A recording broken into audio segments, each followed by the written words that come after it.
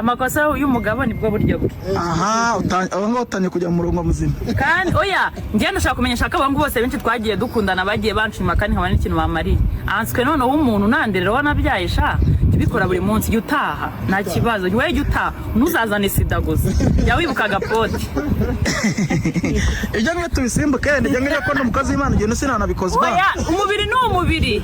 Umubiri wanjye Samsoni byagenze umubiri wanjye uru urusengero. Samsoni byagenze uru ni rwo rusengero. Samsoni sabishije ase n'umugore Delila. None soft ze ufite imbaraga zirenze za Samsoni wahirikaga ibikuta. Wikifata uko nguko nago bisa neza muri video. Oya kuba wagenda ara hirya ukabona icyana ukakirya ni ibintu bisanzwe. Yewe ngibye sinarabiko. Oya bureka n'umuntu wumva ko ariyo ntwara azazana ngo kurimbuza urugo rwacu uko tubana turakuzi uko yanyerera nanjye niko nanyerera. Sibyo? Nyevuga ngiye sareba nabi. Umva nkubwire.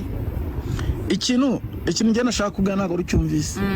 Abantu hari igihe sometimes bumva ngo umuntu ngo kuba nyine sometimes bakumva ngo wenda ngo amakosa y'umuntu ngo wenda umuntu bana ntago yazi. Akitwaza icyo kintu cyangwa sometimes umuntu akavuga ngo bari abantu nzi intege nke zabo kuko wenda mwize kuba mwakoranaho projet ye no mushaka kuba muziranye urumva kati hari ikintu ushobora kuba nakora nkakitwaza kugira ngo uriya muntu nkubwira akantu utararenga. Hari karakteri mwari munziho abantu twamenyanyeho cyangwa twabanye mu bundi buzima ariko ndashaka kuvuga ko ira myaka narayirenze. Umuntu ushaka gukora iriya mpamvu ngiye kubwira ibintu bitatu yagenderaho. Aziyo Miki arakaye ibintu byose arimo itabivamo. Shumi yanjye ngende umwana w'Ikanombe. Nuranya arya twe abana w'Ikanombe na mikino tugira. Ngiye ntabwo nshaka kwica ubukwe ngo nuko ngo waje ngo uvuga iki.